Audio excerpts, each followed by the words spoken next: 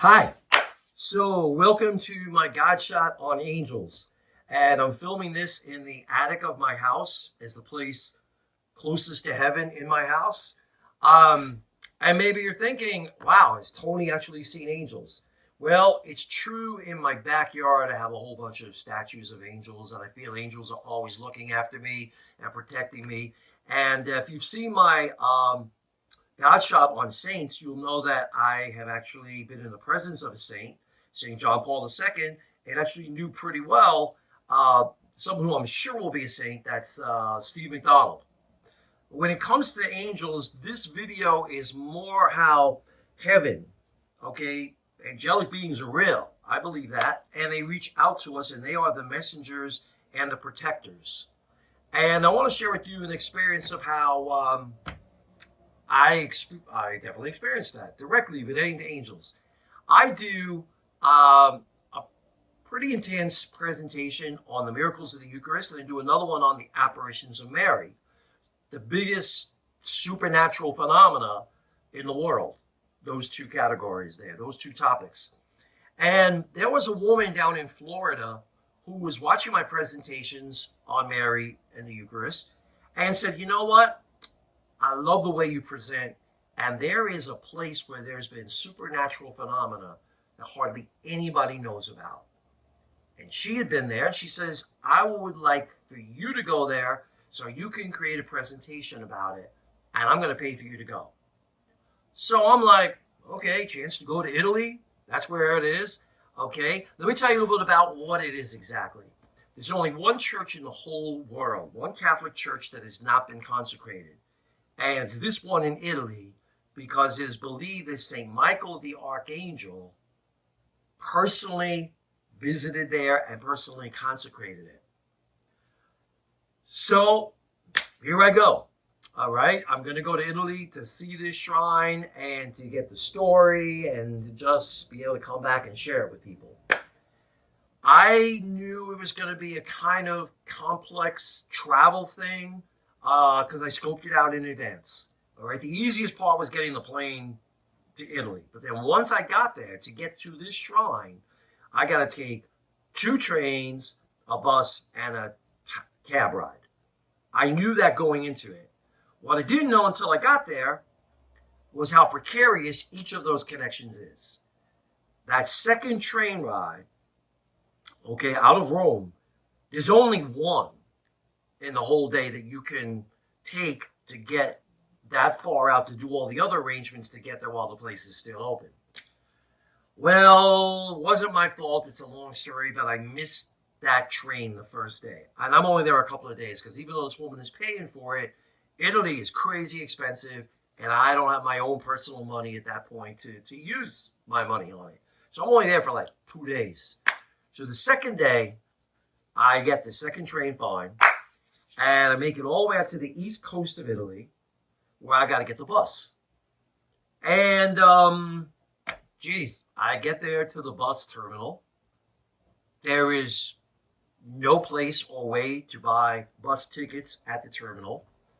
I find out that it's not even possible to buy a bus ticket on the bus. You have to buy your bus ticket at a bar 5 blocks away from the bus terminal. I find that out from trying to understand the driver, and he's giving me the impression he's like, hurry up because I'm leaving. So I race in flip-flops. I'm racing like a lunatic 5 blocks to the bar, buy the ticket, running back. He's about to pull away. I'm screaming and waving and everything. He sees me in his side view mirror, pulls over. I get on the bus. I'm out of breath. And he tells me, like, wrong ticket. They sold me the wrong ticket. And I'm begging. I'm pleading. And he let me on the bus. He wasn't happy about it, but he was my first angel on that trip. Okay? Then I get off his bus to the town right below the mountain where the church is. And I'm thinking, well, okay, this is the bus stop there. There's going to be a ton of taxis to bring people up to the shrine. There's nobody.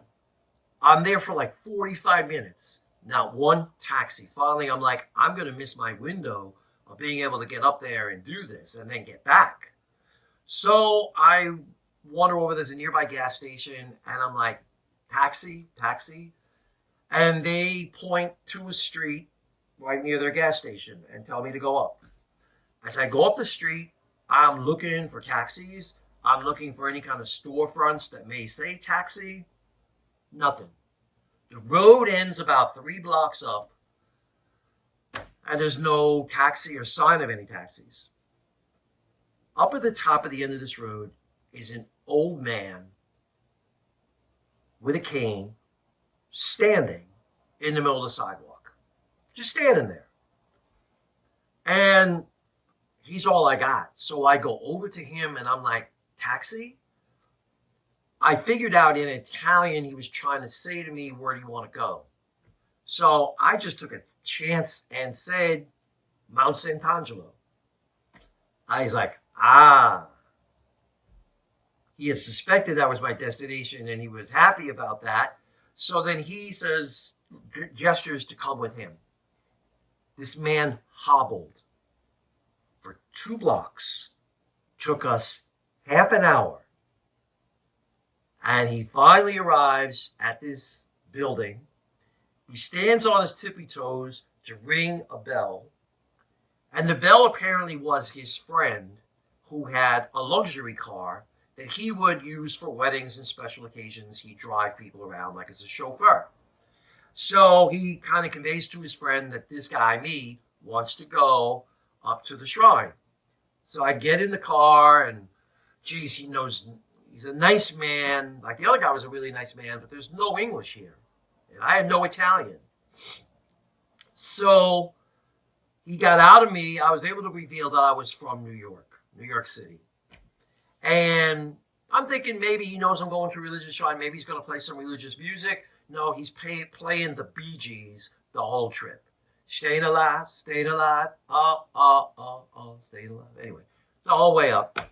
He drops me the furthest point where taxis can go, and the rest have to go on foot all the way up to the church. As I'm walking, it's weird. Everybody else is walking the opposite direction. They're walking away from the church. And I'm thinking, well, it's around lunchtime. Maybe they're going to get lunch and there'll be more privacy for me up there. Well, turns out that I am there and the place is closed.